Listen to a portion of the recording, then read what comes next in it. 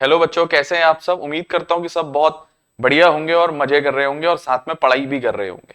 तो बच्चों, आज हम आ गए हैं अपने lecture number 2 chemical reaction and equation के लेक्चर नंबर 2 में बच्चों। ठीक है, यहां पे हमारे लेक्चर नंबर 2 की शुरुआत करने जा रहे हैं। जैसा कि आपको याद होगा, हमने लेक्चर नंबर 1 में जो पढ़ा था वो हमने इस चैप्टर की बेसिक बातें पढ़ी थी कि केमिकल रिएक्शन क्या होता है, उसके कैरेक्टरिस्टिक्स क्या होते हैं, केमिकल इक्वेशन क्या होता है, रिएक्टेंट क्या होते हैं, प्रोडक्ट क्या होता है, इक्वेशन को बैलेंस कैसे करते हैं, बैलेंस क्यों करते हैं, और एक बैलेंस केमिकल इक्वेशन क्या होती है। उसके बाद लास्ट में हमने टाइप्स ऑफ केमिकल रिएक्शन करके एक टॉपिक लिखना शुरू किया था और उसमें मैंने कहा था हमने इस चैप्टर में 11 टाइप्स ऑफ केमिकल रिएक्शंस पढ़नी है। ठीक हो गया। आज हम शुरुआत करते हैं पहले टाइप ऑफ केमिकल रिएक्शन से, जिसका नाम कॉम्बिनेशन रिएक्शन था। चलो बच्चों, शुरुआत करते हैं कॉम्बिनेशन रिएक्शन की। ठीक है, हमने कहा कॉम्बिनेशन रिएक्शन क्या होती है, सबसे पहले वो जानने की कोशिश करेंगे। ठीक है, बात करते हैं कॉम्बिनेशन रिएक्शन की कि कॉम्बिनेशन रिएक्शन क्या होता है। देखो, साफ भाषा में अगर बात की जाए तो कॉम्बिनेशन रिएक्शन वो रिएक्शन होती है जिसमें दो या दो से ज्यादा चीजें एक दूसरे के साथ मिलती हैं।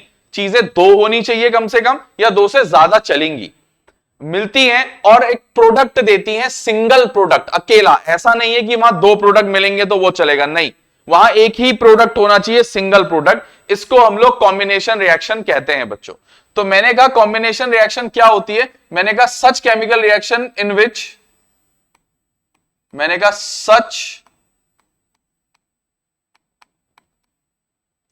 केमिकल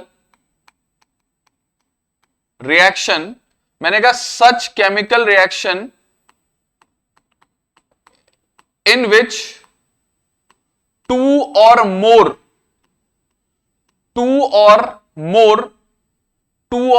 सब्सटेंसेस, दो या दो से ज्यादा, मैंने कहा to or more substances combines together, एक साथ जुड़ते हैं बच्चों। Two or more substances combines together to give a single product, सिर्फ एक प्रोडक्ट देने के लिए ऐसा करते हैं बच्चों। इसको कहा जाता है कॉम्बिनेशन रिएक्शन। ठीक है ना, इसको कहा जाता है कॉम्बिनेशन रिएक्शन। ठीक है, इसको कहा जाता है कॉम्बिनेशन रिएक्शन। मैंने कहा इसके एग्जाम्पल की बात करते हैं। मैंने कहा हमारा इसमें एग्जाम्पल नंबर 1 आएगा। ये एक एक्टिविटी भी है और बहुत इंपॉर्टेंट है बच्चों। मतलब ये बहुत इंपॉर्टेंट बात है, मतलब एग्जाम पॉइंट ऑफ व्यू से बहुत इंपॉर्टेंट टॉपिक है और हमारी एनसीईआरटी में ये एक एक्टिविटी भी है। इसको जाना जाता है मैग्नीशियम रिबन की एक्टिविटी नाम से। ठीक है, इसमें थ्योरेटिकल पार्ट भी आएगा थोड़ा बहुत, मतलब थ्योरी भी है। मैंने कहा इसमें क्या करना है हमें। मैंने कहा जो मैग्नीशियम मेटल होता है, एक मेटल है मैग्नीशियम। मैंने कहा magnesium metal is present in the form of ribbon in our laboratory. एक रिबन जैसा होता है मैग्नीशियम मेटल, लोहे का टुकड़ा। मैग्नीशियम मेटल ना टुकड़े के फॉर्म में या सॉलिड, बिल्कुल एक स्क्वायर या किसी ब्लॉक के फॉर्म में नहीं होता हमारी लेबोरेटरी में। वो हमारी लेबोरेटरी में प्रेजेंट होता है रिबन के फॉर्म में, पहली बात। तो मैंने कहा magnesium ribbon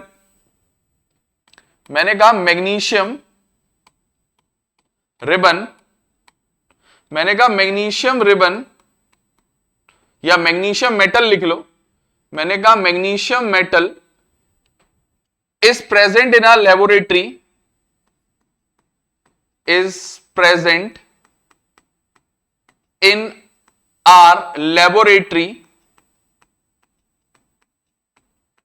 magnesium metal is present in our laboratory in the form of ribbon। किसके फॉर्म में प्रेजेंट होता है? रिबन के फॉर्म में, in the form of ribbon। अच्छा, इस रिबन से रिलेटेड क्या एक्टिविटी है हमारे कोर्स में? मैंने कहा हमने क्या किया, वो लेबोरेटरी में प्रेजेंट मैग्नीशियम का रिबन लिया।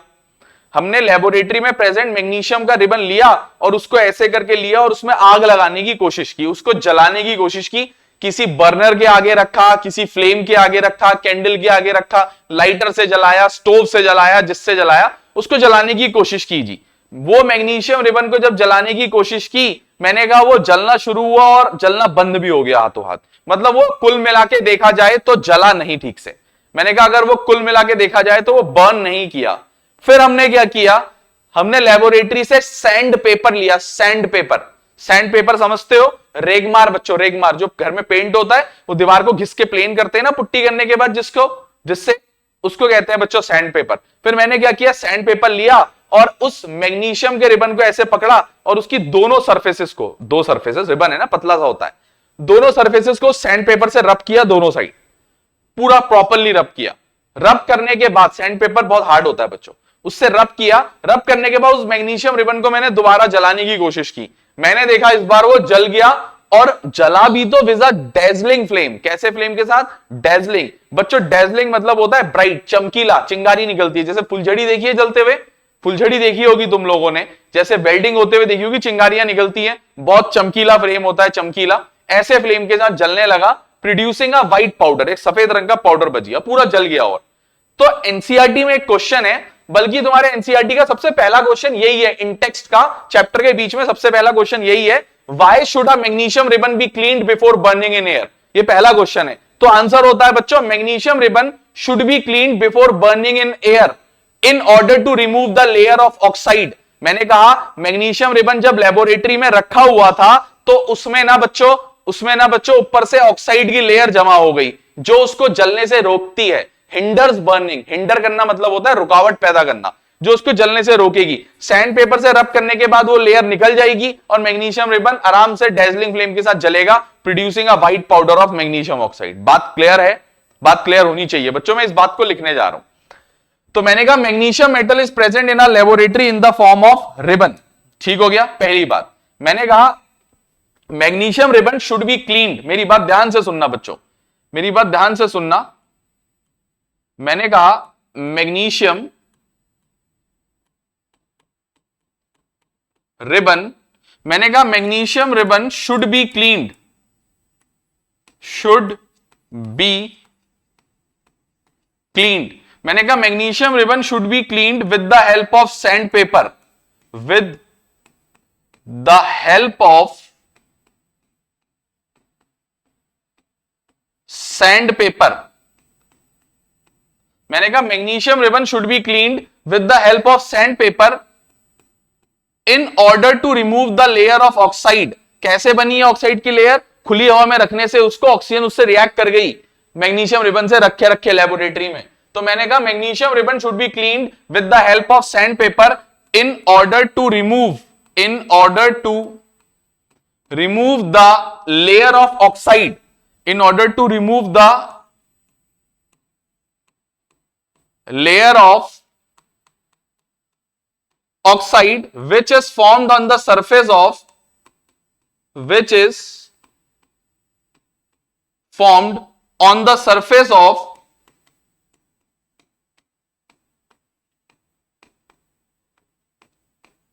magnesium ribbon, which is formed on the surface of magnesium ribbon. ठीक है, which is formed on the surface of magnesium ribbon due to the action of air, हवा की वजह से, due to the action of air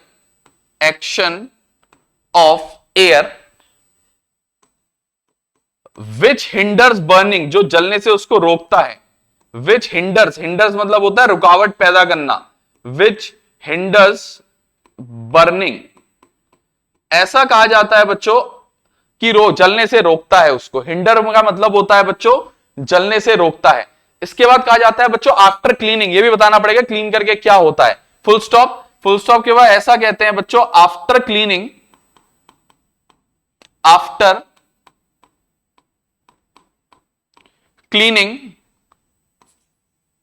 magnesium ribbon, after cleaning magnesium ribbon Burns, जलने लगता है बच्चों, with after cleaning magnesium ribbon Burns with a dazzling, dazzling का मतलब ब्रैकेट में लिख दे रहा हूं बच्चों, डेजलिंग का मतलब होता है चमकने वाला, ब्राइट। डेजलिंग फ्लेम, डेजलिंग मतलब होता है ब्राइट फ्लेम।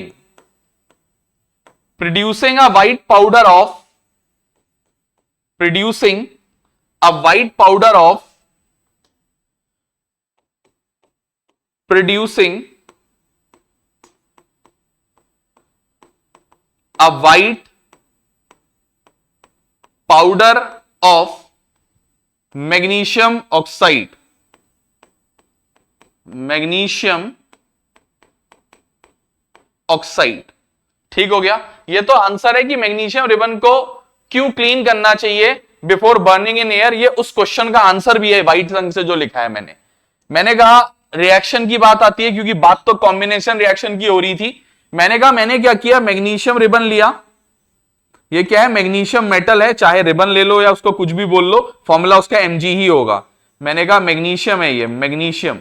मैंने कहा मैंने मैग्नीशियम को जब बर्न किया, कोई भी चीज बर्न करती है तो खुली हवा में ऑक्सीजन के प्रेजेंस में बर्न करती है। मैंने कहा ये जलेगा और मैग्नीशियम ऑक्साइड का एक व्हाइट पाउडर बना लेगा, MgO। MgO इसको कहते हैं मैग्नीशियम ऑक्साइड, इसको कहते हैं बच्चों मैग्नीशियम, मैग्नीशियम ऑक्साइड का एक सफेद रंग का पाउडर, ये व्हाइट पाउडर होता है बच्चों। क्या होता है ये, मैंने कहा ये होता है, मैंने कहा ये होता है व्हाइट पाउडर,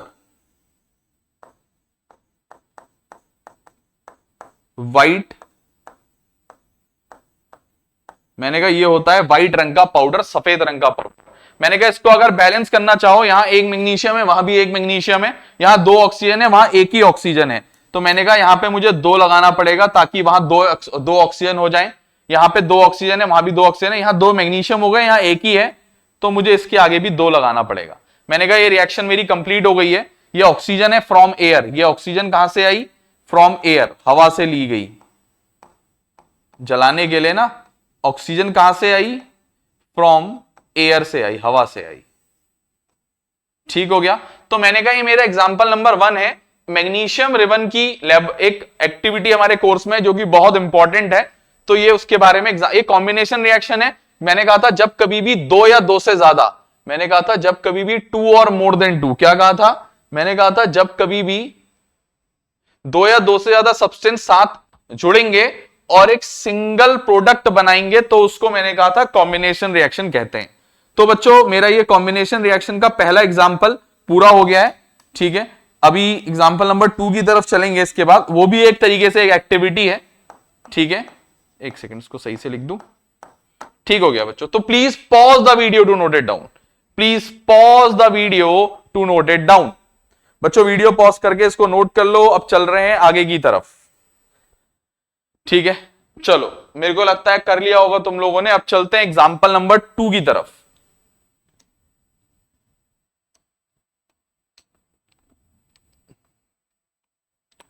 मैंने कहा कॉम्बिनेशन रिएक्शन का एग्जांपल नंबर 2 की तरफ चलते हैं। मैंने कहा एग्जांपल नंबर 2 में क्या होगा, मैंने कहा मैंने क्या किया, कैल्शियम ऑक्साइड लिया CaO। मैंने क्या किया, मैंने कैल्शियम ऑक्साइड लिया CaO, this is known as calcium oxide. इसको मैंने मिला दिया पानी में, इससे भी एनसीईआरटी क्वेश्चन है एक बच्चों। इसको मैंने मिला दिया पानी में। मैंने जैसे ही कैल्शियम ऑक्साइड को पानी में मिलाया, कहते हैं हमें मिलता है calcium hydroxide, and calcium hydroxide होता है बच्चों CaOH का होल ट्वाइस। कैल्शियम हाइड्रोक्साइड होता है बच्चों CaOH का होल ट्वाइस। मैंने कहा यह है कैल्शियम ऑक्साइड,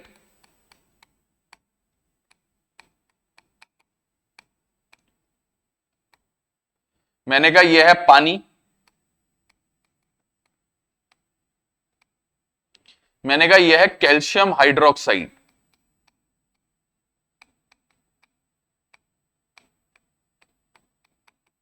मैंने कहा यह है कैल्शियम हाइड्रोक्साइड। ठीक हो गया। मैंने कहा हमने इसको जब पानी में मिलाया तो कैल्शियम हाइड्रोक्साइड मिला। मैंने कहा calcium oxide is also known as quicklime. इसको कुछ लोग क्या बोलते हैं बच्चों, क्विक लाइम इसका कॉमन नेम है, कुछ लोग इसको क्विक लाइम भी बुलाते हैं। मैंने कहा CaOH का होल ट्वाइस इज कुछ लोग इसको स्लेग्ड लाइम बुलाते हैं। क्या बुलाते हैं? इसका कॉमन नेम है बच्चों, ये तो केमिकल नेम हो गया ऊपर वाला। मैंने कहा इसको कुछ लोग स्लेग्ड लाइम बुलाते हैं, या कुछ लोग इसको लाइम वाटर भी बोलते हैं। क्या बोलते हैं? लाइम वाटर, चूने का पानी। लाइम इज चूना, लाइम वाटर इज चूने का पानी, चूने का पानी। एक्चुअल में दिस सब्सटेंस जो अब बना है, ये जो सब्सटेंस बना है, मैंने कहा एक्चुअल में ये जो हमारा सब्सटेंस बना है is used for white washing of walls. दीवार में पेंट करने के काम यही आता है, व्हाइट कलर का पेंट यही होता है बच्चों, ठीक है। मैंने कहा यूज्ड फॉर व्हाइट वॉशिंग, मैंने कहा used for white washing of walls, used for white washing of walls. दीवार के व्हाइट वॉशिंग में बच्चों एक कैल्शियम हाइड्रोक्साइड काम आता है। ऐसा कहा जाता है बच्चों कि ये तो मेरी कॉम्बिनेशन रिएक्शन हो गई। आप लोगों ने नोटिस किया होगा हमने इसको बैलेंस भी नहीं किया। इसको मैंने बैलेंस इसलिए नहीं किया बच्चों क्योंकि ये ऑलरेडी बैलेंस्ड है, ये पहले से बैलेंस्ड है, ऑलरेडी बैलेंस्ड है, ठीक है। इसमें left right side number of elements किसी एलिमेंट के बराबर है। मैंने कहा अब मुझे ना इस रिएक्शन के बारे में एक बात लिखनी है, जो कि ये है तो कॉम्बिनेशन ऊपर वाला, ठीक है, लेकिन मैं एक बात लिखने जा रहा हूं उसके नीचे। बस एक बात ध्यान दोगे तुम लोग, वो बात कॉम्बिनेशन रिएक्शन से रिलेटेड नहीं है, लेकिन इसी रिएक्शन से रिलेटेड है, एक्टिविटी है वो, ठीक है। समझोगे तुम लोग अभी उस बात को जो मैं कहना चाह रहा हूं, ठीक है। तुम लोग समझ जाओगे मैं कहना क्या चाह रहा हूं, ठीक है ना। तुम लोग समझ जाओगे मैं कहना क्या चाह रहा हूं। देखते हैं बच्चों, मैंने कहा जब कैल्शियम हाइड्रोक्साइड को हम दीवार में अप्लाई करते हैं, मैंने कहा जब हम कैल्शियम हाइड्रोक्साइड को दीवार में अप्लाई करते हैं, व्हेन, एक मिनट रुको बच्चों,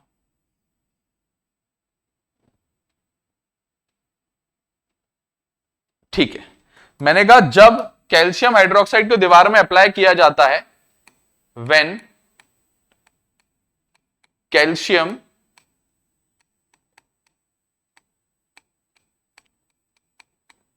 हाइड्रोक्साइड is applied, मैंने कहा when calcium hydroxide is applied to the walls,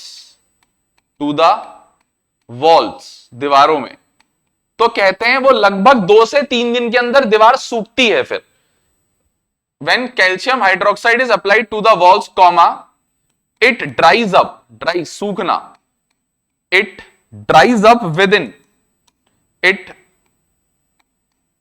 dries up within 2 to 3 days। किसकी मदद से? ऑब्वियसली हवा की मदद से। हवा में बहुत सारी चीजें होती हैं, हवा के किस कंपोनेंट की मदद से? कार्बन डाइऑक्साइड की मदद से सूखती हैं दीवारें, ऑक्सीजन या किसी और कंपोनेंट नहीं। हवा में जो कार्बन डाइऑक्साइड होती है वो दीवार उसको अपनी तरफ खींच लेती है जब हवा चल रही होती है रूम में, ठीक है। तो मैंने कहा calcium hydroxide is applied, when calcium hydroxide is applied to the walls, it dries up within 2 to 3 days with the help of CO2, with the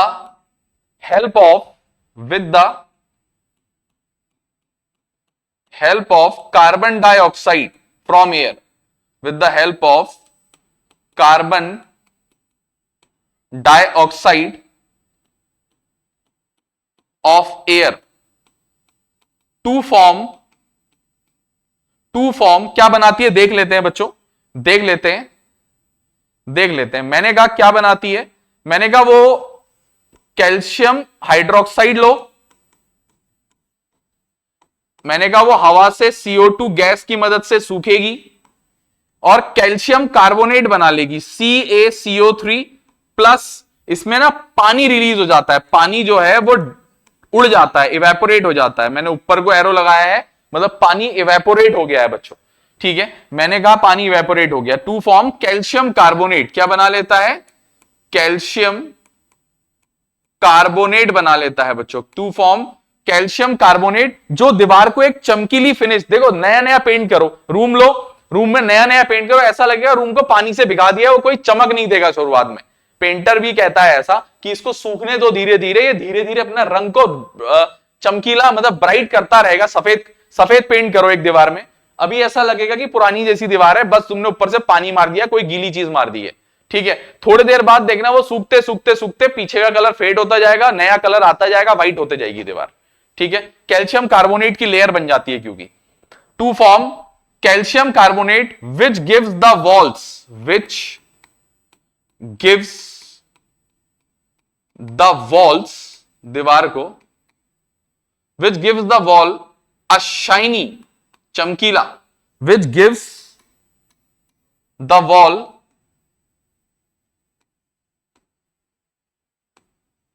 a shiny finish, a shiny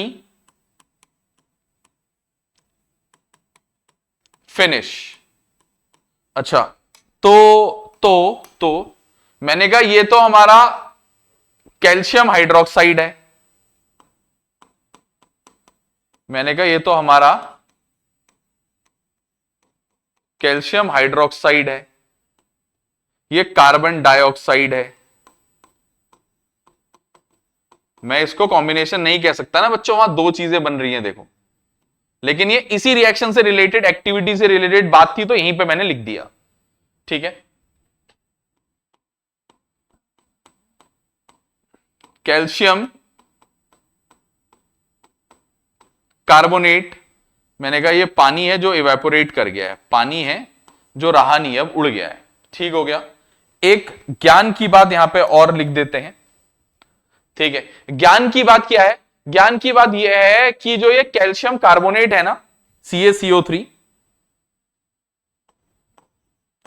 CaCO3 is the formula, ये formula होता है बच्चों, is the formula for, मैंने कहा for marble, marble का formula भी CaCO3 होता है, कॉमा चौक का फॉर्मूला भी CaCO3 होता है। ठीक है, लाइमस्टोन का फॉर्मूला भी CaCO3 होता है, लाइमस्टोन का फॉर्मूला भी CaCO3 होता है। ठीक है, मार्बल का फॉर्मूला भी यही है, चौक का फॉर्मूला भी यही है, लाइमस्टोन का फॉर्मूला भी यही है। एक और बात बताता हूं, eggshell is also made up of calcium carbonate. एक और बात बता देता हूं, एक और बात बता देता हूं, एग शेल, अंडे का छिक्कल बाहर का सफेद वाला, eggshell is also made up of calcium carbonate, calcium carbonate से ही बनता है बच्चों एग शेल भी। ठीक है, ये दो पॉइंट्स थे बच्चों, दो तुम लोगों को पता होने चाहिए, मैंने लिख दिए हैं। ठीक है, ये दो पॉइंट्स थे बच्चों, तुम लोगों को पता होने चाहिए, मैंने दोनों पॉइंट्स लिख दिए हैं। ये मेरा एग्जांपल नंबर 2 हुआ है बच्चों, कॉम्बिनेशन रिएक्शन का, ये मेरा एग्जांपल नंबर 2 है। तो please pause the video to note it down, please pause the video to note it down.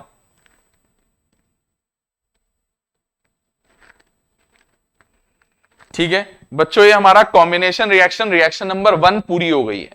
ठीक है, मैंने कहा कॉम्बिनेशन रिएक्शन में क्या होता है, जब कभी भी दो या दो से ज्यादा चीजें एक दूसरे के साथ आपस में रिएक्ट करती हैं और एक सिंगल प्रोडक्ट बना लेती हैं, तो उसको क्या कहते हैं बच्चों, उसको कॉम्बिनेशन रिएक्शन कहते हैं। पहली नंबर की रिएक्शन थी ये मेरी, उसमें मैंने तुम लोग को एक मैग्नीशियम रिबन वाली एक्टिविटी बताई, एक मैंने तुम्हें ये लाइम वाटर वाली एक्टिविटी बताई। इससे रिलेटेड एनसीईआरटी में एक क्वेश्चन है, a solution of substance x in water, एक सब्सटेंस एक्स का सॉल्यूशन पानी में is used for white washing.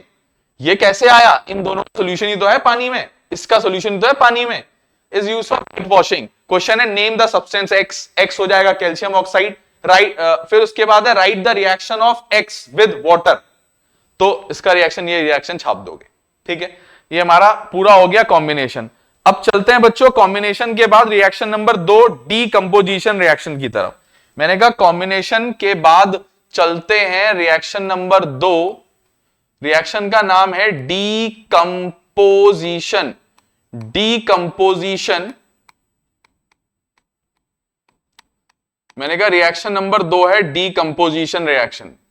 मैंने कहा रिएक्शन नंबर 2 क्या है बच्चों, मैंने कहा रिएक्शन नंबर 2 है डीकंपोजिशन रिएक्शन। अच्छा, मैंने कहा ये डीकंपोजिशन रिएक्शन क्या होती है, मैंने कहा जब कभी भी कॉम्बिनेशन में क्या होता था, दो या दो से ज्यादा चीजें जुड़ती थी और एक सिंगल चीज बनती थी। यहां पे क्या होता है बच्चों, एक सिंगल चीज टूटेगी, ब्रेक डाउन करेगी दो या दो से ज्यादा चीजों में। अब कोई चीज खुद तो टूटेगी नहीं, अकेली चीज single product sorry single reactant खुद कैसे टूट जाएगा, उसको एनर्जी देनी पड़ेगी तोड़ने के लिए, हीट देनी पड़ेगी। एनर्जी किस किस फॉर्म में दे सकते हो, हीट कर सकते हो, लाइट दे सकते हो, इलेक्ट्रिसिटी दे सकते हो। ठीक है, तो मैंने कहा डिकम्पोजिशन रिएक्शन क्या होती है, such chemical reaction during which, मैंने कहा such chemical reaction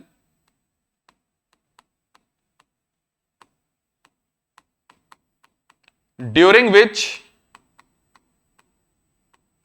a single reactant gets broken down or decomposes, मैंने कहा gets broken down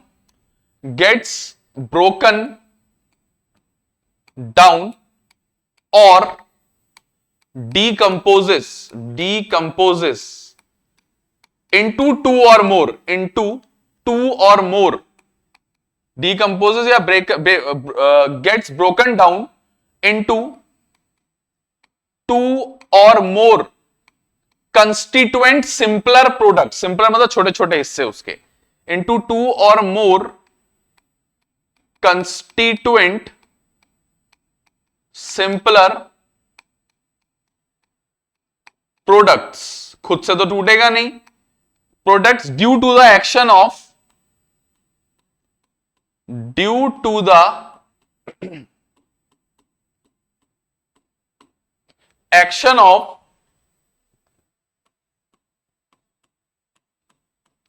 heat, light और इलेक्ट्रिसिटी, हीट, लाइट और इलेक्ट्रिसिटी। ठीक है, अच्छा एक ज्ञान की बात बता देता हूं, अगर डीकंपोजिशन हीट की वजह से होगा तो उसको थर्मल डीकंपोजिशन कहते हैं। क्या कहते हैं, थर्मल डीकंपोजिशन। अगर डीकंपोजिशन लाइट की वजह से होगा तो उसको फोटोकेमिकल डीकंपोजिशन कहते हैं। अगर डीकंपोजिशन इलेक्ट्रिसिटी की वजह से होगा तो उसको इलेक्ट्रोलिटिक डीकंपोजिशन कहते हैं, इलेक्ट्रोलिटिक डीकंपोजिशन। ठीक है, मैं दोबारा से इस बात को रिपीट कर दे रहा हूं स्टूडेंट्स आप लोगों के लिए। ठीक है, मैंने कहा जब कभी भी डीकंपोजिशन हीट की वजह से होगा उसका नाम होगा थर्मल डीकंपोजिशन। क्या नाम होगा, थर्मल डीकंपोजिशन। अब एक एक करके इसके अंदर सेकेंड रिएक्शन के अंदर 3 पार्ट आएंगे, हीट, लाइट और इलेक्ट्रिसिटी से रिलेटेड। सबसे लंबी रिएक्शन समझानी या थ्योरेटिकली या एनसीईआरटी में सबसे ज्यादा क्वेश्चंस या टॉपिक वाइज सबसे बड़ी यही रिएक्शन होती है, क्योंकि इसके 3 पार्ट्स हैं, हर पार्ट के अंदर रिएक्शंस आनी है। ठीक है ना, तो बच्चों बात कर लेते हैं डीकंपोजिशन रिएक्शन की, बात कर लेते हैं डीकंपोजिशन रिएक्शन की। सबसे पहले ए पार्ट, मैंने कहा decomposition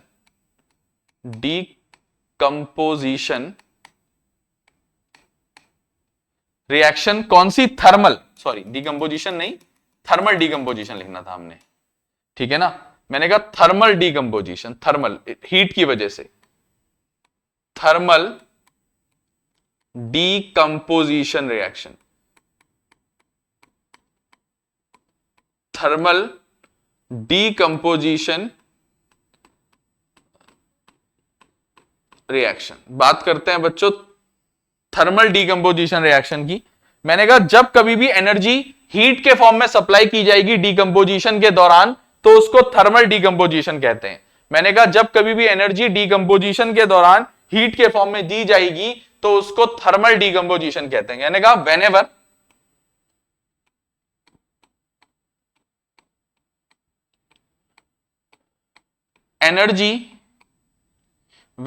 energy is supplied in the form of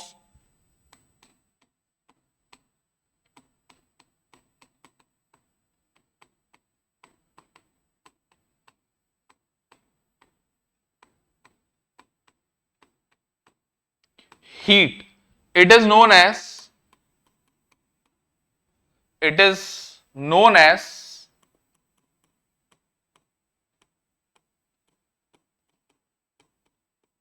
thermal decomposition reaction, decomposition इसको बच्चों थर्मल डीकंपोजिशन रिएक्शन कहते हैं। अब थर्मल डीकंपोजिशन रिएक्शन के एग्जांपल्स की तरफ चलते हैं बच्चों। इसके अंदर क्या क्या आ सकता है थर्मल डीकंपोजिशन के अंदर। मैंने कहा मैं तुम्हें थर्मल डीकंपोजिशन में 3 एग्जांपल लिखाऊंगा, जिसमें कि 2 एक तरीके से एक्टिविटीज ही हैं। ठीक है, हम लोग एग्जांपल नंबर 1 क्या करने जा रहे हैं, हम लोग लेने जा रहे हैं कैल्शियम कार्बोनेट, जो यहां बना था ना, ये कैल्शियम कार्बोनेट जो बना था CaCO3, इसको लेने जा रहे हैं और उसको हीट करके तोड़ने जा रहे हैं। मैंने कहा एक काम करो, कैल्शियम कार्बोनेट लो, CaCO3। मैंने कहा कैल्शियम कार्बोनेट को लेने के बाद उसको हीट करो।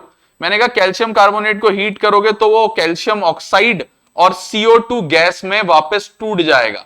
मैंने कहा तुम कैल्शियम कार्बोनेट को अगर हीट करोगे तो वो कैल्शियम ऑक्साइड और CO2 गैस में टूट जाएगा बच्चों। कैल्शियम ऑक्साइड और CO2 गैस में टूट जाता है बच्चों, ब्रेक डाउन कर जाता है।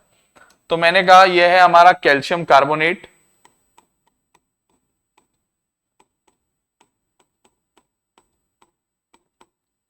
ठीक है, मैंने कहा उसको हीट किया तो मैंने कहा इसने हमें दिया कैल्शियम ऑक्साइड। मैंने कहा कैल्शियम ऑक्साइड, मैंने कहा उसने दिया हमें carbon dioxide gas, carbon dioxide gas. तो मैंने कहा ये हुआ, this is a example of thermal decomposition reaction. मैंने कहा और एग्जांपल थर्मल डीकंपोजिशन का दे सकते हैं। मैंने कहा और भी एग्जांपल थर्मल डीकंपोजिशन का दिया जाता है। मैंने कहा एग्जांपल नंबर 2 की बात करते हैं, एग्जांपल नंबर 2 की बात करते हैं, 2 की। ठीक है, मैंने कहा एग्जांपल नंबर 1 के बाद एग्जांपल नंबर 2 की बात करते हैं। कहते हैं एक काम करो, लेड नाइट्रेट ले लो, लेड नाइट्रेट सॉल्यूशन ले लो। क्या ले लो? Lead nitrate solution. Lead nitrate is PbNO3 का होल ट्वाइस। अब कुछ बच्चों को लग रहा होगा ये मैं फॉर्मूले कैसे बना रहा हूं, रट रहा हूं या याद कर रहा हूं या क्या कर रहा हूं। मैं बिल्कुल नहीं रट रहा हूं बच्चों, और मैं भी नहीं चाहता हूं तुम भी रटो बच्चों। तो इसके लिए केमिस्ट्री का एक बेसिक होता है बच्चों, तो जिसको तुम्हें पढ़ना पड़ेगा, जिसके बाद तुम्हें अच्छे से पूरा ये कंपाउंड्स बनाना, ये बनाना, वो बनाना, सब रिएक्शंस कैसे चलती हैं, सब आ जाएगा। इसका मैंने एक प्लेलिस्ट बना रखी है, आप मेरे चैनल में जाना, प्लेलिस्ट में जाना, अंदर बेसिक कंसेप्ट ऑफ केमिस्ट्री या बेसिक कंसेप्ट करके मैंने उसके अंदर 2 लेक्चर डाले हैं। एक में मैंने तुम्हें एलिमेंट्स के बारे में, एटम्स के बारे में, उसकी वैलेंसी के बारे में, उसके इलेक्ट्रॉनिक कॉन्फ़िगरेशन के बारे में बताया है। दूसरे में मैंने तुम्हें आयन फॉर्मेशन, कैटायन और एनायन के बारे में बताया है। इसके बारे में सब बेसिक बातें बताई हैं। तो ऐसा ही आप लोग भी करोगे, वहां जाओगे और वहां से उसको देखोगे बच्चों। ठीक हो गया? तो मैंने कहा एक काम करते हैं, लेड नाइट्रेट लेते हैं इस बार। लेड नाइट्रेट इज PbNO3 का होल ट्वाइस। इसका सॉल्यूशन ले लो, सॉल्यूशन। ठीक है, एक्वस सॉल्यूशन। सॉल्यूशन मतलब होता है इसका सॉल्यूशन पानी में। ठीक है, इसका सॉल्यूशन पानी में। ठीक है, तो जरूरी नहीं है लिखना। मैंने कहा एक काम करो, लेड नाइट्रेट ले लो, लेड नाइट्रेट। उसको लेने के बाद उसको भी हीट करो। ठीक है, मैंने कहा ये टूट जाता है लेड ऑक्साइड में, PbO। ठीक है, प्लस नाइट्रोजन डाइऑक्साइड गैस में, NO2 गैस में, और ऑक्सीजन गैस में, O2 गैस में। ठीक है, तो मैंने कहा क्या हुआ, मैंने कहा जब कभी भी हम किसी टेस्ट ट्यूब में लेड नाइट्रेट लेते हैं, क्या लेते हैं किसी टेस्ट ट्यूब में? लेड नाइट्रेट, लेड नाइट्रेट लेते हैं। ठीक है, कैसा होता है लेड नाइट्रेट? मैंने कहा कलरलेस होता है बच्चों, कलरलेस, कलरलेस होता है। मैंने कहा वो हीट करने से बना लेता है लेड ऑक्साइड। क्या बना लेता है? लेड ऑक्साइड बना लेता है, लेड ऑक्साइड। मैंने कहा वो बना लेता है नाइट्रोजन डाइऑक्साइड गैस। मैंने कहा वो बना लेता है नाइट्रोजन डाइऑक्साइड गैस, और मैंने कहा वो बना लेता है ऑक्सीजन गैस। ठीक है, तो बहुत ही ध्यान से सुनेंगे बच्चों। मैंने कहा ये जो हमारे पास, मैंने कहा जो हमारे पास लेड नाइट्रेट है, मैंने कहा ये तो कलरलेस होता है। कैसा होता है ये? मैंने कहा ये तो कलरलेस होता है, कलरलेस। मैंने कहा ये तो कलरलेस होता है। जब इसको मैं किसी टेस्ट ट्यूब में रख के हीट करता हूं तो मैंने कहा ये टूट जाता है और ऑक्सीजन गैस रिलीज हो जाती है। ऑक्सीजन गैस तो उड़ जाएगी टेस्ट ट्यूब के मुंह से, और ऑक्सीजन गैस होती है कलरलेस, तो उसका अंदाजा भी नहीं आता कि वो उड़ गई। कलरलेस होती है बच्चों ऑक्सीजन गैस। मैंने कहा नाइट्रोजन डाइऑक्साइड गैस बनेगी, तो टेस्ट ट्यूब से नाइट्रोजन डाइऑक्साइड गैस उसके मुंह से बाहर आ रही होगी, तो कहते हैं हमें दिखेगी आते हुए, क्योंकि इसका रंग होता है, NO2 गैस का कलर होता है ब्राउन, तो कहते हैं हमें ब्राउन रंग की भाप जैसी निकलती हुई दिखेगी टेस्ट ट्यूब के मुंह से। इसको कहते हैं ब्राउन फ्यूम्स। क्या कहते हैं? Brown fumes of NO2 gas observe किए जाते हैं, ब्राउन फ्यूम्स, ब्राउन फ्यूम्स। अच्छा, क्या बच जाता है टेस्ट ट्यूब में? सिर्फ लेड ऑक्साइड। मैंने कहा ये एक रेसिड्यू है, रेसिड्यू क्या है? Residue, yellow residue, yellow colour का होता है बच्चों ये, येलो रेसिड्यू, जो जादू जैसा ही तो है ये। क्या हुआ? मैंने कलरलेस, किसी रंग का नहीं था वो कंपाउंड जो लिया, ठीक है, मैंने कहा जो चीज ली थी वो किसी कलर की नहीं थी, लेड नाइट्रेट। मैंने जब उसको हीट किया तो मेरे पास इतना सारा, मैंने लेड नाइट्रेट लिया था, इतना सा रेसिड्यू बच गया लेड ऑक्साइड का, जो कि येलो कलर का होता है। टेस्ट ट्यूब के मुंह से ब्राउन रंग की भाप या फ्यूम्स निकलते हुए दिखी, ऑक्सीजन गैस भी बनी। ये एक्सपेरिमेंटली प्रूव्ड है कि हाँ ऑक्सीजन गैस भी बनेगी करके इसके दौरान, लेकिन वो दिखेगी नहीं बनते हुए क्योंकि उसका कोई कलर नहीं होता। ठीक है, ये एग्जांपल नंबर 2 जो है बच्चों आप लोगों के पास, ये बैलेंस्ड नहीं है यहाँ पे। ठीक है, मैंने कहा इसको मुझे बैलेंस करना पड़ेगा। मैंने कहा यहाँ पे एक लेड है, यहाँ पे भी एक लेड है, यहाँ पे नाइट्रोजन 2 है, NO3 का होल ट्वाइस है ना, तो N का ट्वाइस है, मतलब 2 N है, तो उसके चक्कर से मुझे यहाँ पे 2 लगाना पड़ेगा, दोनों साइड 2 नाइट्रोजन हो गए। मैंने कहा ऑक्सीजन यहाँ पे 3 2 6 है, O3 2 बार है, तो O3 O3 3 3 6 3 2 6 कर लो। मैंने कहा यहां देखते हैं 2 2 4 5 6, ये तो 7 हो गए, 2 2 4 5 6, ये तो 7 हो गए। अच्छा, मैं 7 को 6 नहीं कर सकता, 6 को 7 नहीं, तो मुझे इसका ट्वाइस करना पड़ेगा। इसका ट्वाइस करने से लेड भी गड़बड़ हो गए। मैंने कहा 2 लेड यहां भी करने पड़ेंगे, पीबी 2 पीबी वहां भी करने पड़ेंगे। दोबारा चेक करते हैं, 2 पीबी 2 पीबी, मैंने चेक किया दोनों जगह 2 लेड हैं। मैंने कहा एन नाइट्रोजन चेक किया, मैंने कहा N2 तो ये है 2N, आगे से भी ट्वाइस लगा तो 4N हो गए। N कितने हो गए? 4। तो तभी कहते हैं बच्चों बैलेंसिंग हमेशा पेंसिल से करनी चाहिए। ये जो ट्वाइस है ना, ये मुझे यहां पे हटाना पड़ेगा, मेरे को ये ट्वाइस हटाना पड़ेगा क्योंकि मुझे नंबर चेंज करना पड़ेगा। उसको बैलेंस करने के चक्कर में नंबर चेंज होने पड़ते हैं फिर। तो मैंने 2 पीबी 2 पीबी, मैंने कहा नाइट्रोजन यहाँ पे 2 2 यहाँ पे 2 नाइट्रोजन, आगे से भी 2, तो 4 हो गए ना, 4।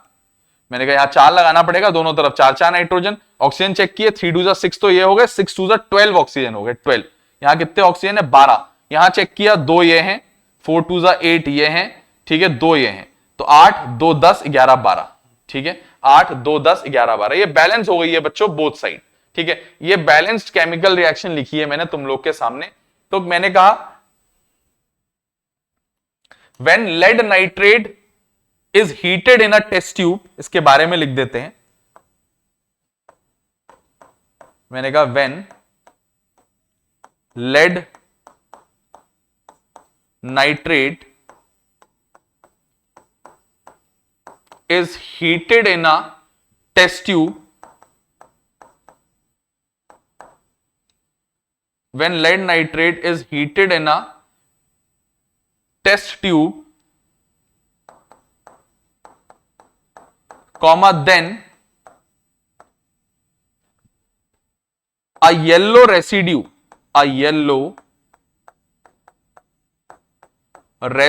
of lead oxide, yellow residue of lead oxide, comma, lead oxide is produced, comma, brown fumes of nitrogen dioxide gas, brown fumes of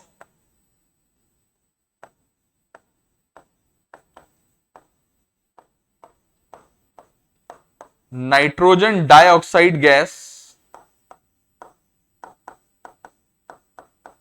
brown fumes of nitrogen dioxide gas and oxygen gas is also produced during this reaction, and oxygen gas is also produced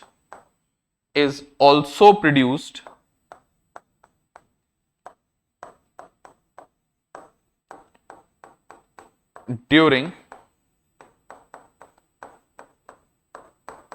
this reaction। बात clear है? मैंने कहा ये मेरी example number 2 भी हो गया। मैंने कहा ये मेरा एग्जाम्पल नंबर 1 और 2 दोनों हो गए हैं। मैं थोड़ा इन पर डिस्टेंस कर देता हूं ताकि अलग अलग लगे दोनों। तो एग्जाम्पल नंबर 1 और एग्जाम्पल नंबर 2 मैंने दोनों आप लोगों को बहुत अच्छे से समझा दिए हैं। अभी एग्जाम्पल नंबर 3 भी है बच्चों डीकंपोजिशन रिएक्शन का, बल्कि डीकंपोजिशन का तो है ही है, थर्मल डीकंपोजिशन चल रहा है अभी। सेकेंड रिएक्शन, पहली थी कॉम्बिनेशन, दूसरी थी डीकंपोजिशन। डीकंपोजिशन 3 टाइप की होती थी। अगर डीकंपोजिशन हीट की वजह से हो रहा है तो थर्मल, लाइट की वजह से होता है तो फोटोकेमिकल, इलेक्ट्रिसिटी की वजह से होता है इलेक्ट्रोलिटिक। तो 3 है, अभी उसमें से हम पहले में ही है, पहले में भी हमने 2 एग्जाम्पल लिखे, अभी एक एग्जाम्पल और है इसका। ठीक है, तो बच्चों तब तक इतना नोट करोगे, please pause the video to note it down. ठीक है बच्चों, वीडियो को पॉज करके बच्चों इसको नोट कर लो, फिर आगे की बात करते हैं। ठीक है ना?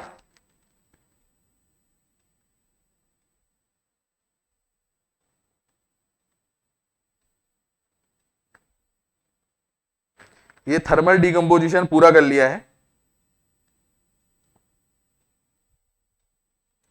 अब चलते हैं बच्चों हम एग्जाम्पल नंबर 3 की तरफ। वो भी एक एक्टिविटी है हमारे पास। ठीक है, वो भी एक एक्टिविटी है। अगर एक बात बताऊं ना बच्चों, इसको भी इंपॉर्टेंट मार्क कर सकते हो। हाँ, ये भी इंपॉर्टेंट है बहुत। ठीक है, ये भी इंपॉर्टेंट है। चलते हैं बच्चों अब एग्जाम्पल नंबर 3 की तरफ, डीकंपोजिशन के अंदर थर्मल डीकंपोजिशन के एग्जाम्पल नंबर 3 की तरफ। मैंने कहा एग्जाम्पल नंबर 3 की तरफ चलते हैं। ठीक है, और एग्जाम्पल नंबर 3 समझने के लिए हमें कुछ बातें और भी समझनी है। खैर, तो मैं थोड़ा इसको नीचे को लिखता हूं, वहां उसके लिए जगह छोड़ देता हूं, तो समझाना है। ठीक है, मैंने कहा एग्जाम्पल नंबर 3 की तरफ चल रहे हैं। मैंने कहा एक काम करोगे, फेरस सल्फेट के क्रिस्टल्स ले लोगे। क्या ले लोगे? फेरस सल्फेट तो FeSO4 होता है, फेरस सल्फेट नहीं लेना है, फेरस सल्फेट का क्रिस्टल लेना है। ठीक है, क्रिस्टल। मैंने कहा फेरस सल्फेट का क्रिस्टल ले लो। वो उसका फॉर्मूला लिखता हूं पहले। उसका फॉर्मूला होता है FeSO4.7H2O। ये जो पीछे से 7H2O जुड़ा है ना, this is known as water of crystallisation. क्या है ये मैंने कहा FeSO4.7H2O है इसका फॉर्मूला। इसके पीछे बच्चों जो है 7 यूनिट पानी जुड़ा हुआ है ना, 7 यूनिट पानी, this is known as water of crystallisation. This is known as water of crystallisation. इसको क्या कहते हैं बच्चों? इसको कहते हैं वाटर ऑफ क्रिस्टलाइजेशन। अब बच्चे पूछते हैं सर ये क्या होता है? एक्चुअली में ना आगे जाके अभी हमारा चैप्टर नंबर 2 है केमिस्ट्री का, जिसका नाम है बच्चों एसिड बेसिस एंड सॉल्ट्स। उस चैप्टर के अंदर ये डिटेल में आता है।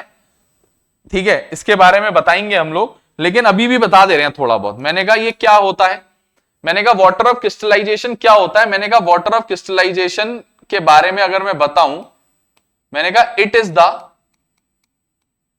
कहते हैं हर एक सॉल्ट को, ये सॉल्ट है ना FeSO4, हर एक सॉल्ट को कुछ यूनिट पानी एब्जॉर्ब करना पड़ता है। सॉल्ट पाउडर होता है बच्चों, हर एक सॉल्ट को कुछ यूनिट पानी एब्जॉर्ब करना होता है। जैसे FeSO4 7 यूनिट पानी एब्जॉर्ब करता है।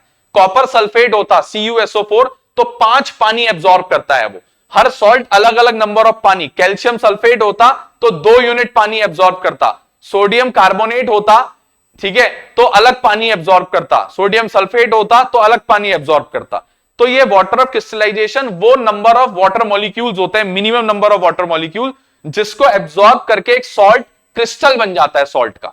ये फेरस सल्फेट क्रिस्टल बन चुका है अब FeSO4.7H2O। तो it is the minimum number of water molecules required. It is the minimum, समझ लो, समझने में कोई हर्ज नहीं है, नंबर ऑफ, आगे दोबारा आएगा कह रहे water molecules, minimum number of water molecules required by a salt. ठीक है, रिक्वायर्ड बाय अ सॉल्ट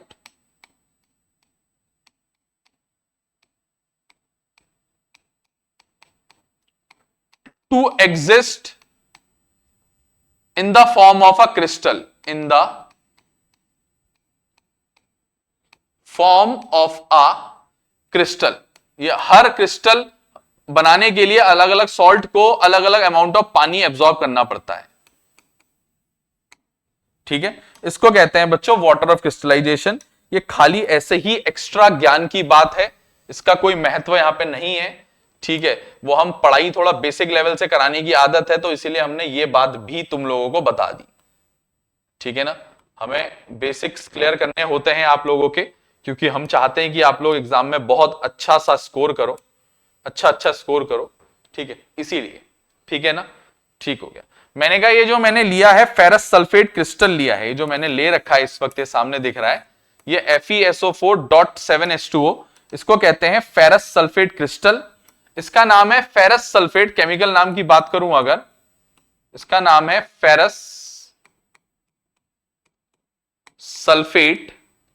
7 पानी मतलब हेप्टा, 5 होते तो पेंटा लिखता, 6 होते तो हेक्सा लिखता, 7 है तो हेप्टा लिख रहा हूं, 8 होते तो ऑक्टा लिखता, 9 होते तो नोना लिखता, 10 होते तो डेका लिखता, 2 होते तो डाई लिखता, 3 होते तो ट्राई लिखता, 7 है तो हेप्टा लिख रहा हूं, ठीक है।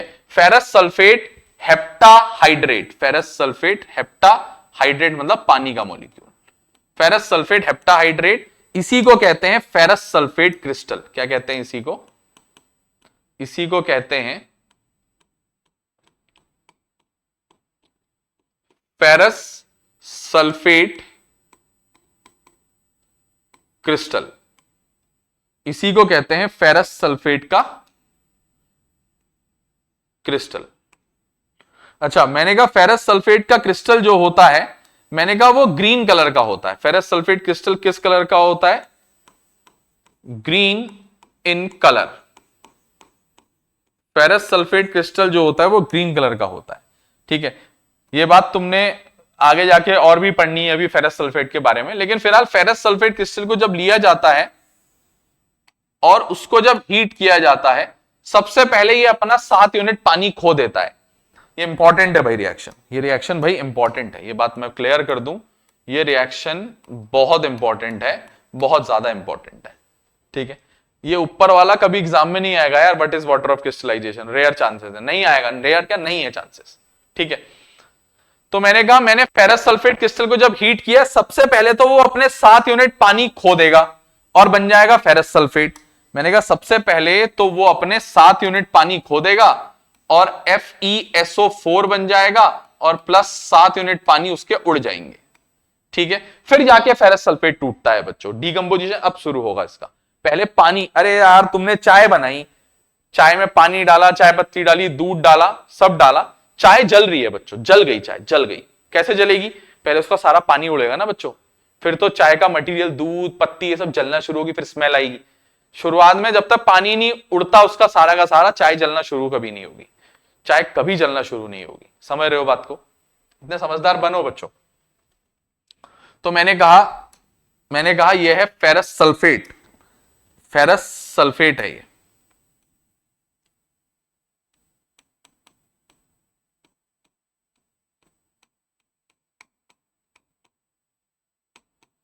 मैंने कहा ये पानी है, ये तो उड़ गया जी, उड़ गया, हवा में उड़ गया, ये पानी तो उड़ गया, ठीक है, पानी तो उड़ गया।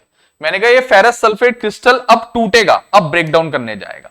मैंने कहा ये जो फेरस सल्फेट का क्रिस्टल है, ये अब फेरस सल्फेट क्रिस्टल से FeSO4 खाली फेरस सल्फेट बन चुका है, अब जाके फेरस सल्फेट डिकंपोज होगा, टूटेगा हीट करने पे, ठीक है। असली डिकंपोजिशन रिएक्शन यहां से शुरू हो रही है। मैंने कहा फेरस सल्फेट है ये, फेरस सल्फेट, अब ये क्रिस्टल नहीं रहा है। मैंने कहा मैंने ग्रीन कलर के फेरस सल्फेट क्रिस्टल को हीट किया तो क्या हुआ, अब ऑब्जर्व करेंगे। मैंने कहा मैंने फेरस सल्फेट को हीट किया तो मैंने कहा एक तो Fe2O3 फेरिक ऑक्साइड बना, एक सॉल्ट बना जिसका नाम है फेरिक ऑक्साइड, ठीक है, जिसका नाम है फेरिक ऑक्साइड, ठीक है। मैंने कहा इसके दौरान एक गैस बनी SO2 गैस, मैंने कहा इसके दौरान एक और गैस बनी SO3 गैस। याद कर लेना बच्चों इसको, इसके दौरान 2 अलग अलग गैसेस, एक इंपॉर्टेंट मार्क किया है मैंने, इसके दौरान एक SO2 गैस बनती है, इसके दौरान एक SO3 गैस भी बनती है, ठीक है, इसके दौरान दोनों गैसेस बनती हैं। तो मैंने क्या कहा, मेरी बात बहुत ध्यान से सुनना, फेरस सल्फेट जब हीट किया तो फेरिक ऑक्साइड बना, फेरिक ऑक्साइड बना। मैंने कहा मैंने जब ग्रीन कलर के फेरस सल्फेट कलर क्रिस्टल्स को हीट किया तो मेरे पास एक रेडिश ब्राउन कलर का रेसिड्यू बचा फेरिक ऑक्साइड का, रेडिश ब्राउन कलर का, रेडिश ब्राउन कलर का रेसिड्यू बचा। क्या बचा? मैंने कहा मेरे पास बचा एक रेडिश ब्राउन कलर का एक रेसिड्यू, जो तुम्हारे सामने मैंने लिखा हुआ है। मेरे पास एक रेडिश ब्राउन कलर का रेसिड्यू बच गया, ठीक है, Fe2O3 का।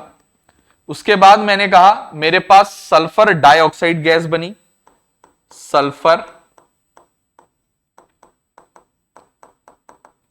डाइऑक्साइड गैस बनी। मैंने कहा उसके बाद मेरे पास सल्फर ट्राई ऑक्साइड गैस बनी। मैंने कहा उसके बाद मेरे पास सल्फर ट्राई ऑक्साइड भी गैस बनी। मैंने कहा सल्फर डाइऑक्साइड और सल्फर ट्राइऑक्साइड ये गैसेस मेरे पास बनी बच्चों। मैंने कहा मैंने ग्रीन कलर के फेरस सल्फेट क्रिस्टल को जब हीट किया, देखो ये मत देखो कि पहले ये हुआ फिर ये हुआ ये साथ ही।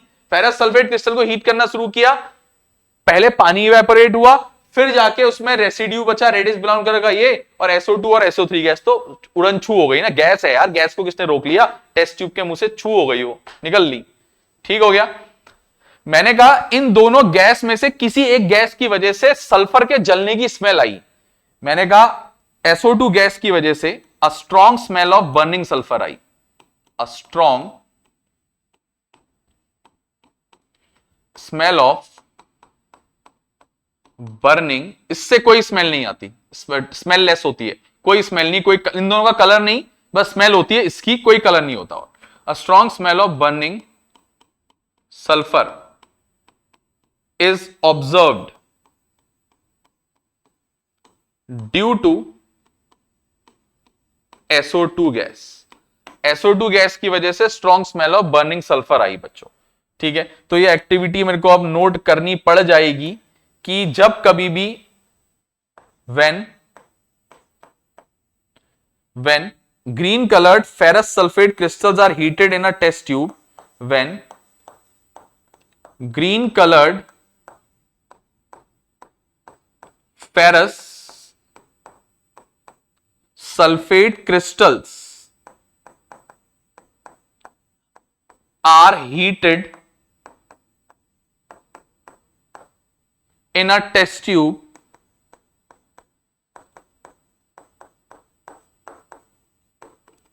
कॉमा देन क्या होता है बच्चों? a reddish brown residue of ferric oxide, then a reddish brown residue, a reddish brown residue, a reddish brown residue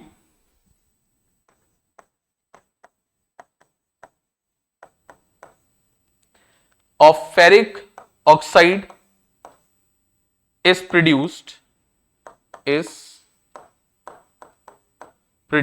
full stop। मैंने कहा is produced along with the formation of SO2 and SO3 gas, along with the formation of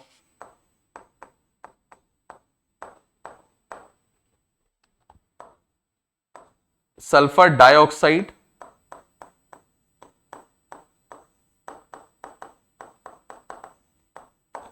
and sulfur trioxide gas are produced, and sulfur trioxide gas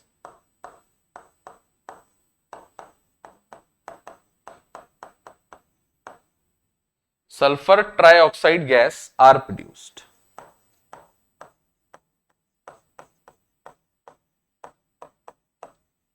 ठीक है, sulphur dioxide और sulphur trioxide gas बच्चों जिसकी वजह से बनने लगती है। मैंने कहा सल्फर डाइऑक्साइड गैस की वजह से अ strong smell of burning sulphur,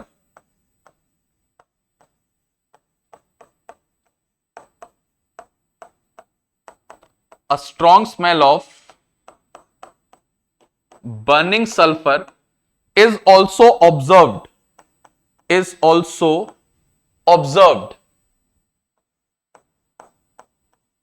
due to the formation of, is also observed due to the formation of sulphur dioxide gas, sulphur dioxide gas. ठीक हो गया बच्चों, ये मेरा एग्जांपल नंबर 3। अब मेरी डिकम्पोजिशन रिएक्शन का ए पार्ट, थर्मल डिकम्पोजिशन, अब जाके खत्म है। देखो थ्योरी अच्छी खासी है इसके अंदर। मैंने कहा हमारा टाइप्स ऑफ रिएक्शन में सबसे पहला रिएक्शन था कॉम्बिनेशन रिएक्शन, उसका एग्जांपल नंबर 1 और उसका एग्जांपल नंबर 2 ये रहा, उसके बारे में कुछ नोट लिखा दिया एक्स्ट्रा। उसके बाद रिएक्शन नंबर 2 डिकम्पोजिशन रिएक्शन, मैंने कहा वो 3 टाइप की होती है। थर्मल डिकम्पोजिशन, तो पहला थर्मल डिकम्पोजिशन शुरू किया, उसका एग्जांपल नंबर बहुत इंपॉर्टेंट है, सॉरी एग्जांपल नंबर 1 लिखाया, फिर 2 लिखाया जो कि बहुत इंपॉर्टेंट है, फिर 3 लिखाया जो कि बहुत इंपॉर्टेंट है। 3 एग्जांपल से रिलेटेड एक बात ऊपर बताई मैंने एक्स्ट्रा, ये बेसिक बातें हैं बच्चों, एग्जाम में लिखने को नहीं आती है, ज्ञान बढ़ाने के लिए। ठीक है, एग्जांपल नंबर 3 भी हो गया। अब चलते हैं बी पार्ट, डिकम्पोजिशन रिएक्शन का बी पार्ट, फोटोकेमिकल, जिसमें डिकम्पोजिशन लाइट की वजह से होगा। इसको नोट भी कर लो बच्चों पहले। Please pause the video, please pause the video to note it down, please pause the video to note it down बच्चों, please pause the video to note it down. चलते हैं बच्चों आगे की तरफ। ठीक है, इसके बाद चलते हैं बच्चों अब आगे की तरफ।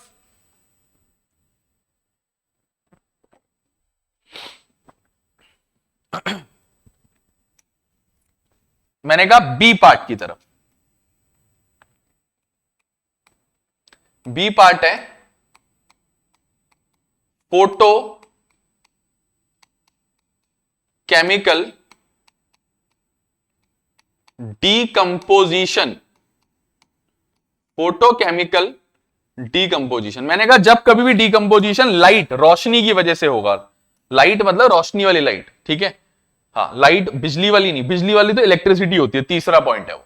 तो फोटोकेमिकल डीकंपोजिशन क्या होता है? मैंने कहा whenever decomposition occurs, whenever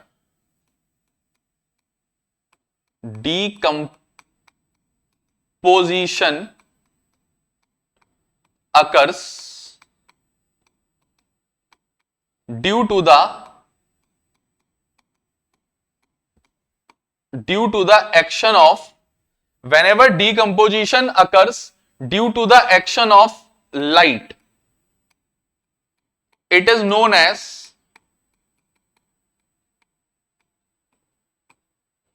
photochemical decomposition. क्या कहते हैं उसको? फोटो केमिकल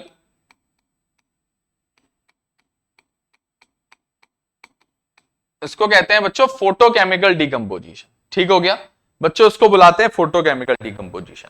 इसके एग्जांपल की बात करते हैं। मैंने कहा मैं इसमें तुम लोग को 2 एग्जांपल लिखाऊंगा, ठीक है, मैंने कहा मैं इसमें तुम लोग को 2 एग्जांपल लिखाऊंगा, एग्जांपल नंबर 1 और एक एग्जांपल नंबर 2, और इन दोनों एग्जांपल के बारे में एक ज्ञान की बात बताऊंगा। पहला एग्जांपल है, मैंने कहा सिल्वर क्लोराइड ले लो, AgCl, सिल्वर क्लोराइड ले लो AgCl, और AgCl को लो और सनलाइट में जाके रख दो। कहां रख दो? सनलाइट में जाके रख दो। ऐसे ही AgBr ले लो, उसको भी जाके कहां रख दो? सनलाइट में जाके रख दो। मैंने कहा AgCl और AgBr जब सनलाइट में रख दोगे तो वो डिकम्पोज कर जाएगा, लाइट की वजह से टूट जाएगा, सिल्वर मेटल अलग हो जाएगा और क्लोरीन गैस अलग हो जाएगी। सिल्वर मेटल अलग हो जाएगा और क्लोरीन गैस अलग हो जाएगी। सिमिलर प्रोसेस यहां भी होगी। मैंने कहा सिल्वर मेटल अलग हो जाएगा और ब्रोमीन गैस रिलीज हो जाएगी, Br2 गैस रिलीज हो जाएगी। बात क्लियर? ठीक है, बात क्लियर। अब सुनो, मैंने कहा यह है सिल्वर क्लोराइड, सिल्वर क्लोराइड, यह है सिल्वर, यह है क्लोरीन, यह है ब्रोमीन, यह है सिल्वर। बच्चों यह है सिल्वर ब्रोमाइड, यह है सिल्वर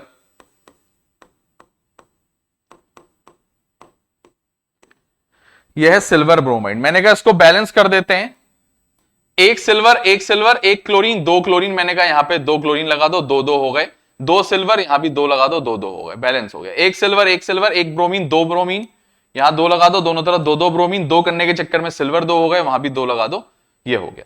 बच्चे, ठीक है, बच्चे पूछते सर इससे सवाल कैसे आता है, बताता हूं अभी, एक मिनट। एक चीज और देखो बच्चों,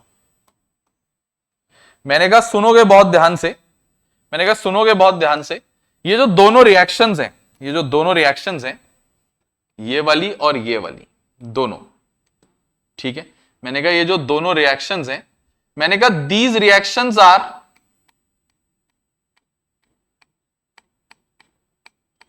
these reactions are used in black and white photography. Black and white photography में जो फिल्म यूज होती है बच्चों, रोल यूज होती है, पहले के समय में यूज होती थी, उसके ऊपर सिल्वर क्लोराइड या सिल्वर ब्रोमाइड की लेयर होती थी, ठीक है ना। तो इन ब्लैक एंड व्हाइट, क्यों क्या छोड़ दो, हमारे किताब में इतना ही लिखा है बच्चों इसके बारे में, ब्लैक एंड व्हाइट फोटोग्राफी। अच्छा, एग्जाम में बच्चे पूछते हैं कैसे क्वेश्चन आता है। मैंने कहा पहला सवाल भैया आप लोग का यह आ सकता है कि right the reactions involved in black and white photography, दोनों लिख देना, ठीक हो गया। दूसरा सवाल इसमें ऐसे आ सकता है, सिल्वर क्लोराइड को या सिल्वर ब्रोमाइड को लेबोरेटरी में डार्क कलर की बोतल में क्यों स्टोर किया जाता है, कांच की बोतल में क्यों नहीं रखते, व्हाइट ट्रांसपेरेंट, डार्क काली बोतल में रखते हैं, डार्क बोतल में क्यों, क्योंकि अंदर सनलाइट नहीं जाने देना है, सनलाइट जाएगी तो सिल्वर क्लोराइड टूट जाएगा, सिल्वर ब्रोमाइड टूट जाएगा, इसीलिए उसको डार्क कलर की बोतल में स्टोर किया जाता है। तो ये था photo chemical decomposition reaction. Complete हो गया है बच्चों, नोट कर लो प्लीज, ये छोटा सा था। Please pause the video to note it down, please pause the video to note it down.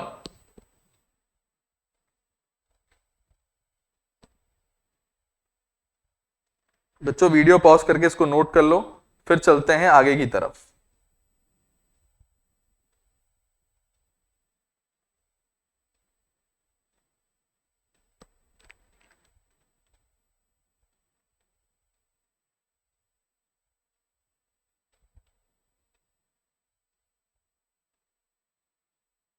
उम्मीद करते हैं कि आप लोगों ने लिख लिया होगा, ठीक है। अब चल रहे हैं बच्चों आगे की तरफ।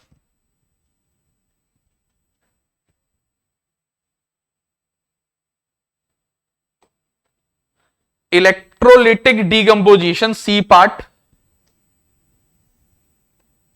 सी पार्ट की तरफ चल रहे हैं।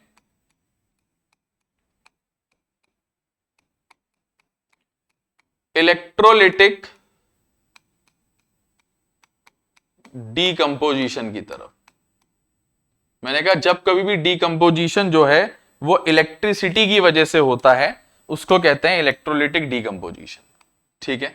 मैंने कहा when ever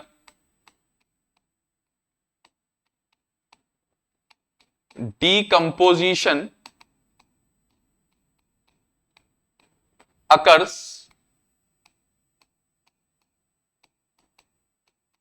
due to the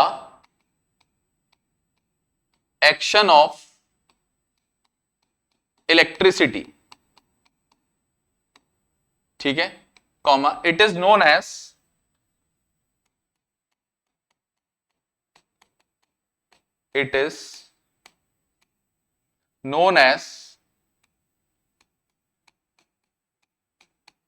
electrolytic decomposition, it is known as electrolytic decomposition reaction, इसको कहते हैं बच्चों इलेक्ट्रोलिटिक डीकंपोजिशन रिएक्शन।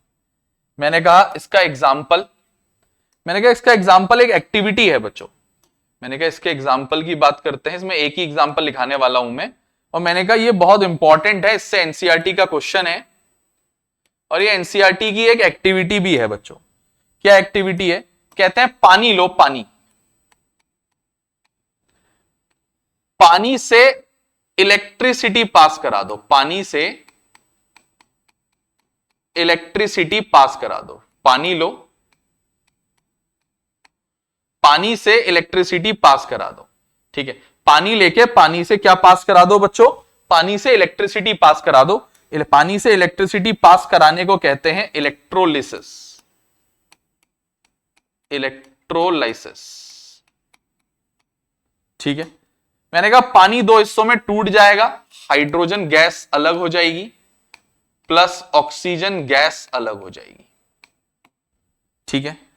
मैंने कहा इसको बैलेंस भी कर देता हूं। मैंने कहा इधर 2 पानी है, उधर भी 2 है, इधर ऑक्सीजन देखो 1 है, उधर 2 है, तो मैंने क्या किया, यहां भी 2 किए, इसको 2 करने के चक्कर में यहां भी 2 करने पड़े, दोनों तरफ 4-4 हो गए थे ना फिर, ठीक हो गया। अच्छा, मैंने कहा क्या तुम एक बात नोटिस कर पा रहे हो, पानी को जब इलेक्ट्रोलिसिस कर रहे हैं तो हाइड्रोजन गैस 2 बन रही है और ऑक्सीजन गैस सिर्फ 1 बन रही है, 1, इसका मतलब 1 होता है, समझ रहे हो बात। तो इसको कहते हैं कि हाइड्रोजन और ऑक्सीजन 2:1 में बना है। एनसीईआरटी क्वेश्चन यही है, इलेक्ट्रोलिसिस ऑफ वाटर के दौरान हाइड्रोजन और ऑक्सीजन का रेशियो 2:1 क्यों बनता है, या ये पूछते हैं इलेक्ट्रोलिसिस के दौरान एक गैस दूसरे गैस की दुगनी क्यों बनी है, नेम द गैस, ये एनसीईआरटी क्वेश्चन है। तो आंसर होता है during electrolysis of water hydrogen twice of oxygen gas, hydrogen gas is produced twice of oxygen gas. तो इसके दौरान हाइड्रोजन गैस ऑक्सीजन गैस की क्या बनती है बच्चों, ट्वाइस बनती है इलेक्ट्रोलिसिस के दौरान। क्लियर है बात। तो मैंने कहा ड्यूरिंग, क्यों बनती है बता देता हूं, मैंने कहा during electrolysis of water hydrogen gas is produced twice of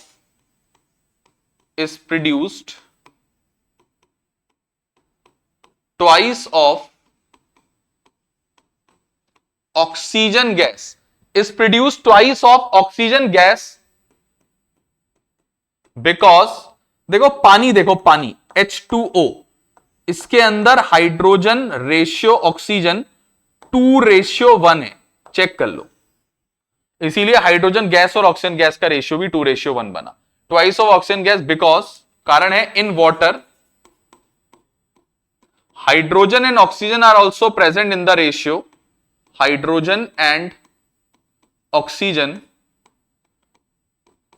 are also present in the ratio 2:1। ठीक है, ये इसका आंसर होता है, ये हटा देता हूं, समझ गए होगे इस बात को। ये मेरा डीकंपोजिशन रिएक्शन, अब जाके सी पार्ट उसका पूरा हुआ है, 2 रिएक्शन पूरी हुई हैं आज हमारी इतनी देर में, ठीक है, कॉम्बिनेशन और डीकंपोजिशन। लेक्चर नंबर 3 में हम आगे की रिएक्शंस की बात करेंगे, तब तक के लिए please pause the video to note it down. अब मेरी एक बात और तुम लोग सुनोगे, यहां पे मेरी एक बात और सुनोगे बच्चों, इस वीडियो को अपने दोस्तों को, अपने साथ वालों को, अपने जान पहचान वालों को शेयर करो, उनसे सब्सक्राइब करने को कहो और उनके जान पहचान वालों को भेजने को कहो जो पढ़ने वाले बच्चे हैं। ठीक है, हम ऐसे ही साल भर आप लोग की मदद करेंगे, रोज एक एक किसी ना किसी चीज की वीडियो आती रहेगी। मिलते हैं बच्चों अगले लेक्चर में बहुत ही जल्द, ठीक है, बहुत ही जल्द, कल ही मिलते हैं, ठीक है, तब तक के लिए goodbye, thank you so much, thank you for watching.